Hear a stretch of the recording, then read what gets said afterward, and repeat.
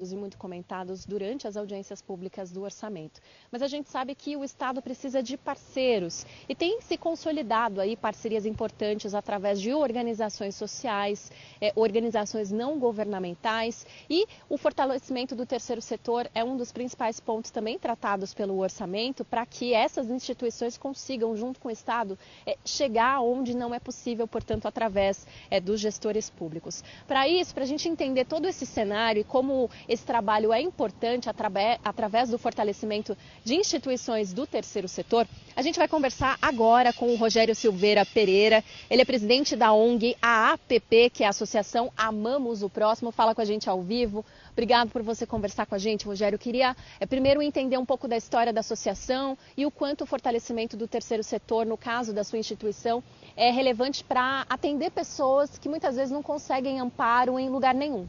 Sim, nós desde 2010 iniciamos nosso trabalho na cidade de Cruzeiro, então atuo com política pública e população em situação de rua desde 2010 e em 2022 chegamos na cidade de Lorena, onde também nós temos uma filial, atendemos a população em situação de rua, um público vulnerável e que é a importância do orçamento público do Estado justamente para que possa ter recursos para que sejam projetos sociais, É uma temática grande, enorme, porque quando a gente acolhe, a minha função é acolher a pessoa, mas precisamos ter projetos sociais e aí a gente agradece essa oportunidade enorme do Estado trazer isso para a sociedade e escolher a cidade de Lorena para que possa discutir o orçamento público. Então a Amando Próximo, ela atua também na cidade de Cruzeiro com um projeto social com criança e adolescente, atuando também na básica. E a importância do Estado para a população em situação de rua, então o terceiro setor, o fortalecimento, porque quando há dificuldade, a organização da civil ela pode chegar onde o executivo não consegue, que é o primeiro setor. Então nós somos um braço, é o que fortalece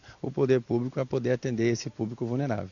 Agora, o Rogério estava me contando que a instituição dele aqui na cidade, infelizmente, passou por um grande incidente, que foi um incêndio que acometeu o prédio onde vocês locavam. Vocês estão agora em um outro prédio que nós visitamos hoje cedo, provisório, em que vocês recebem, portanto, as pessoas. Como é que funciona o trabalho diário, né? O que é feito e como isso tem transformado a vida de tantas pessoas que são atendidas por vocês? Sim, só para vocês terem uma ideia, na cidade de Lorena, desde que nós chegamos aqui, nós atendemos 959 pessoas que passaram pela associação. Nós acolhemos essas pessoas com um recurso que nós temos em parceria com o município de Lorena, é uma parceria, um termo de colaboração, onde nós atendemos ela tem um atendimento 24 horas, 4 refeições diárias, tem também um assistente social e psicólogo que avalia a demanda dessa pessoa em situação de rua para ver o que é cabível naquele momento. Se ele está de passagem pela cidade, se ele precisa arrumar documentação, encaminhado para a saúde, para o Ministério Público. A nossa missão é fazer com que essa pessoa ela possa ser reinserida na sociedade. Como você mesmo viu, Marcela, às vezes as pessoas acham que as pessoas que estão na rua são pessoas que não têm estudo. Não, por isso que a gente não pode falar morador de rua, igual muitas vezes a gente fala sem o conhecimento. É situação de rua, é uma situação que pode ser mudada a qualquer momento. Agora, qual é o cenário aqui no interior? Para nós que estamos na capital, nos deparamos com esse problema social diariamente. Em São Paulo, por exemplo, há um estudo que já chega a 80 mil pessoas vivendo nas ruas. Qual é o cenário aqui? O que você observa do trabalho que é feito? Até para que a gente possa voltar a atenção também para o aumento da população em situação de rua em cidades do interior. Sim, tem uma pesquisa recente agora em janeiro que o número aumentou em cerca de 22% no país.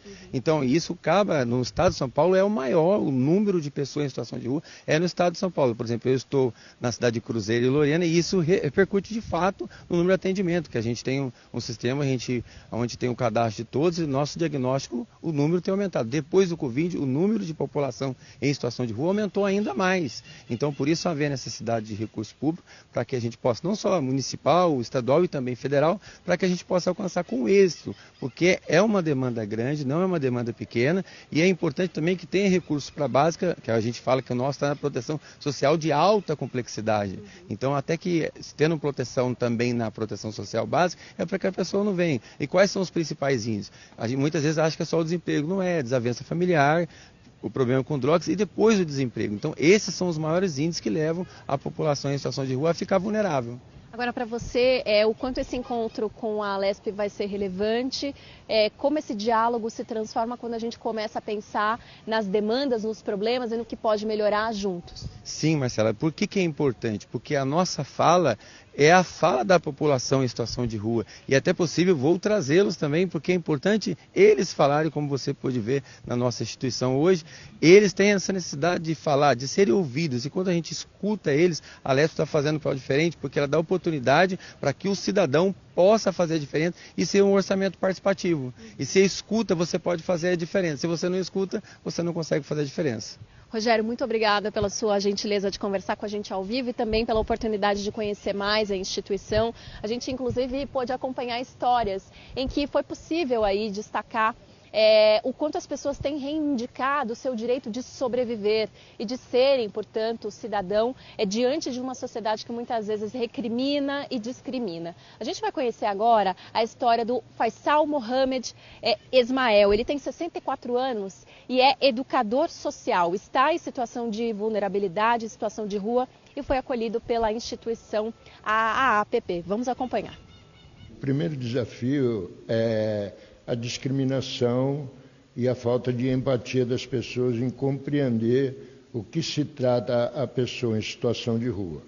A pessoa em situação de rua nada mais foi do que um cidadão também que está em vulnerabilidade devido a N circunstâncias, que não nos compete o mérito de julgar nesse momento. Porém, o que acontece? Existe uma coisa chamada aporofobia, aversão ao pobre. Então, tudo aquilo que não é agradável aos olhos é execrado. E a pessoa em vulnerabilidade é mais execrada ainda porque, além de ser invisível, ela é discriminada, hostilizada e é massificada nesse contexto, onde ela não consegue sair desse círculo vicioso. Eu encontrei apoio da AP porque eles têm uma visão diferenciada, sabe? Aqui está me dando um suporte onde eu tenho reconquistado o meu espaço. Aí eu frequento um grupo chamado Amor Exigente, que é no Brasil inteiro, inclusive é internacional, onde eu já sou voluntário, já há um ano. Fui eleito aí conselheiro aqui no Conselho Municipal de Assistência Social, na qualidade de suplência, onde tenho também desenvolvido um trabalho junto à sociedade local na área de política pública. A gente convive numa situação, num país de dimensão continental, com vários aspectos de desenvolvimento. Eu tive a oportunidade e a vontade de estudar. E isso deu um lastro. Comecei a desenvolver e comecei a ter uma outra visão. A partir da educação, tive uma outra visão do mundo. Isso me levou a participar de vários grupos sociais, como o MNPR, onde a gente ajudou a construir várias políticas públicas que são efetivas no país. Aqui na AP, onde eu fui acolhido, eu encontrei o respaldo para poder desenvolver o meu retorno e a minha reinserção social de maneira que eu fizesse essa caminhada, não que me pegassem pela mão, porque o assistencialismo vicia. Já o protagonismo e a inserção protagonizada pelo próprio indivíduo faz com que ele fique mais forte. O que falta é justamente isso, trazer as pessoas, fazer com que elas entendam que esse desenvolvimento é possível sim, que o uso das substâncias muitas das vezes nem é uma questão, às vezes até de mera sobrevivência, que também não é uma coisa que a pessoa já nasce com isso, se desenvolve através do tempo, uns têm a propensão, outros já não têm, e que a saída disso tudo é motivar a pessoa a ser protagonista da própria história, através de uma reeducação social alimentada por um sistema que entenda isso, não que massifique, não que judicialize, não que discrimine, não que hostilize.